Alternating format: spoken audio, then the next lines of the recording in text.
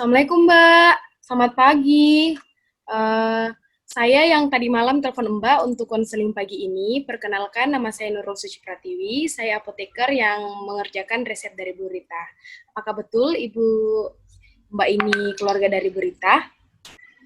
Oh iya betul, saya anaknya. Oh, anaknya Ibu Rita ya. Mohon maaf sebelumnya Mbak ya, saya pastikan terlebih dahulu datanya sudah sesuai yang ada di sini. Boleh disebutkan nama, umur, dan tempat tinggal Ibu Rita? Nama ibu saya, Ibu Rita Sumarni. Umurnya sekitar 70 tahun dan kami tinggal di Jalan Patimura. Oh, Patimura ya Mbak. Oh iya, datanya sudah sesuai Mbak ya. Boleh saya minta waktunya Iya. sekitar 10 menit Mbak. Saya akan jelaskan aturan pakai, cara penggunaan, dan hal-hal apa yang perlu diperhatikan. Mengingat Ibu Rita sudah lanjut usia Mbak ya. Iya ya, boleh, boleh. Oh ya. Apakah dokter sebelumnya telah menjelaskan tentang obat apa yang Ibu Rita gunakan? Iya, sudah tadi baru saja dokter menjelaskan. Maaf kalau boleh tahu Mbak, dokternya bilang apa? Dokter katakan obat ini kalau dikonsumsi sama ibu saya untuk ini menangani penyakitnya hipertensi, insomnia, dan depresi. Oh ya, benar sekali Mbak ya. Obat-obat ini memang digunakan untuk menangani penyakit yang Ibu Rita derita. Apakah sebelumnya dokter sudah jelaskan bagaimana cara penggunaan obat-obat yang Ibu Rita konsumsi? Penggunaan obat belum, saya tidak dijelaskan mengenai penggunaan obat. Oh, jadi belum dijelaskan Mbak ya. Mungkin saya akan bantu dokternya untuk menjelaskan ke Mbak bagaimana cara menggunakan obatnya. Nah, yang pertama itu Mbak, ini obatnya aspirin. Ini aspirinnya diminum di pagi hari Mbak ya. Terus ini Oh, Risperdal. Risperdalnya ini diminum 2 kali sehari, diminum pagi dan malam hari. Untuk kardisemnya Pak, diminum itu di malam hari. Betaloknya itu juga sama dengan Risperdalnya, diminum 2 kali sehari, pagi dan malam hari. Dan terakhir itu obatnya Martazepam yang diminum sama Ibu Rita sebelum Ibu Rita tidur. Obat ini harus habis Mbak ya. Pastikan Ibu Rita menghabiskan obat yang diberikan oleh dokter. Apakah Mbak sudah mengerti dengan cara aturan pakainya Mbak? ya saya cukup mengerti. Dokter sebelumnya sudah menjelaskan kira-kira bagaimana harapannya setelah Ibu Rita meminum obat yang diberikan. Kalau dokter tadi katakan kalau ibu saya minum, tekanan darahnya akan turun, terus insomnianya itu lebih baik dan lebih tenang depresi ibu saya. Oh ya, betul Mbak ya, itu semua dapat terjadi insya Allah kalau misalnya Ibu Rita menjalankan pengobatan dengan benar Mbak ya. Maaf Mbak ya, mungkin saya akan menanyakan hal yang agak sensitif buat Mbak. Kalau boleh tahu pekerjaan Mbak apa ya? Dan saya, buat apa kamu tahu? Saya kira tidak ada hubungannya ya sama pengobatan. Kenapa kamu menanyakan pekerjaan saya? Sepertinya tidak. Mohon maaf Mbak ya, kalau misalnya pertanyaan saya agak menyinggung privasi Mbak, tapi saya menanyakan pekerjaan Mbak untuk memastikan Ibu Rita ada yang mengawasi di rumah. Mengingat setelah Ibu Rita mengonsumsi salah satu obat yang diberikan oleh dokter, mungkin akan ada gangguan fungsi motorik sehingga resiko jatuh itu agak lumayan besar Mbak. Jadi sebaiknya ada orang yang bisa mengawasi Ibu Rita di rumah. Itu Mbak. Maaf Mbak ya kalau misalnya agak menyinggung Mbak pekerjaan Mbak. Jadi seperti itu ya. Iya. Kalau seperti itu, saya tidak bisa jelaskan secara rinci pekerjaan saya. Tapi intinya dalam seminggu saya kali seminggu dan dalam hari-hari itu ibu saya tidak ada yang awasi. Jadi saya belum bisa pastikan apakah dia diawasi hari itu. Oh, jadi bisa dibilang Ibu Rita itu sering sendiri di rumah Mbak ya. Oh, info itu sudah Iya. cukup Mbak ya buat saya. Terima Ya. kasih sudah mau menjelaskan Mbak.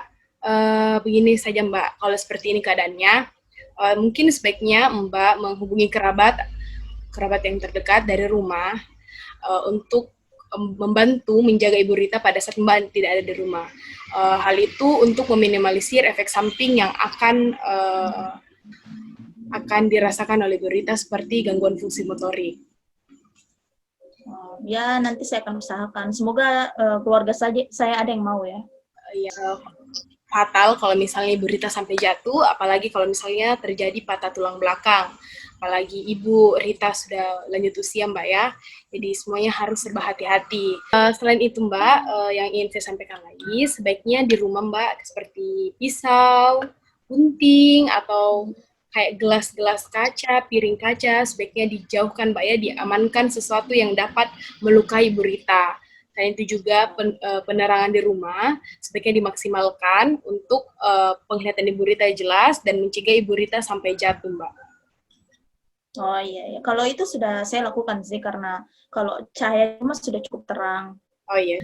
Selain itu Mbak, mungkin ke depannya setelah Ibu Rita mengonsumsi obatnya, mungkin Ibu Rita akan lebih sering mengantuk dan mengalami sembelit. Itu karena efek samping penggunaan obat yang diberikan oleh dokter.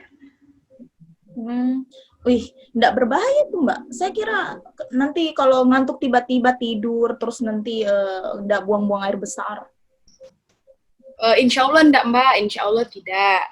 Mbak tidak perlu terlalu khawatir mengenai itu. Ini hanya peringatan yang saya sampaikan kepada Mbak. Itu hanya efek samping yang kemungkinan akan muncul setelah Ibu Rita mengonsumsi obatnya.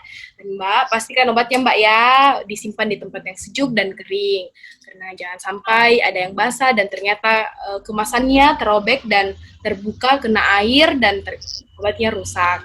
Jadi Mbak harus pergi menebus obatnya kembali. Apakah Mbak ingat aturan pakainya yang tadi saya jelaskan? Maaf, boleh Mbak ulangi untuk memastikan apakah Mbak sudah ingat? Yang saya ingat ya, di sini kan sudah tertulis. Kalau yang ini namanya aspirin, dia digunakan diminum di pagi hari ya. Terus yang ini Risperdal 2 kali sehari pagi dan malam. Kemudian ini Cardizem CD diminum malam hari. Terus kemudian Betalok 2 kali sehari ya, pagi dan malam hari. Dan kalau Martazepin 1 kali sehari ya sebelum tidur. Oh iya, sudah tempat Mbak ya. Efek samping apa Mbak yang mungkin terjadi setelah Ibu Rita mengonsumsi obatnya? Tadi yang Mbak jelaskan bisa saja ibu saya sering mengantuk, terus sembelit. Oke, sejauh ini Mbak saya anggap sudah mengerti ya. Apakah ada yang ingin ditanyakan? Mungkin ada sesuatu hal yang Mbak yang kurang mengerti dan ingin ditanyakan. Saya kira cukup jelas. Oh, cukup jelas Mbak ya. Alhamdulillah, jadi saya anggap Mbak sudah mengerti. Tapi kalau misalnya Mbak, kapan-kapan suatu waktu Mbak kurang mengerti dan ada obatnya Ibu Rita yang Mbak ragu bagaimana aturan pakai dan cara penggunaannya, Mbak bisa menelpon. Nomor teleponnya itu Mbak ada di etiket yang di obat Ibu Rita, Mbak bisa lihat. Tapi kalau misalnya Mbak siapa tahu di situ sudah kurang jelas, siapa tahu Mbak bisa ambil kertas dan nulis nomor teleponnya Mbak. Oh iya, ini ya yang tadi Ibu kasih ya? Iya, boleh disebutkan Mbak nomor teleponnya untuk memastikan apakah sama yang ada di sini? Di sini 0812 5624 3672. Oh iya, sudah sangat tepat Mbak ya. Mbak tinggal telepon dan tanyakan ke apotekernya. Insya Allah saya Mbak dan teman-teman apoteker lainnya sangat senang membantu cara penggunaan obat Ibu Mbak dan aturan pakainya. Oh iya, ya terima kasih ya. Ya, sama-sama Mbak ya. Semoga Ibu Rita lekas sembuh. Tapi mungkin beberapa hari ke depan saya akan menelpon Mbak untuk mengetahui perkembangan Ibu Rita setelah minum obat. Apa jika Mbak tidak keberatan? Ya boleh, tapi jangan malam hari ya, karena saya kerja. Oh ya Mbak, Insya Allah saya akan hubungi Mbak lagi. Boleh Mbak? Ya boleh. Oh ya Mbak, oke. Terima kasih Mbak ya. Jadi saya akhiri konselnya Mbak. Terima kasih. Assalamualaikum warahmatullahi wabarakatuh. Maaf mengganggu Mbak ya. Waalaikumsalam warahmatullahi wabarakatuh.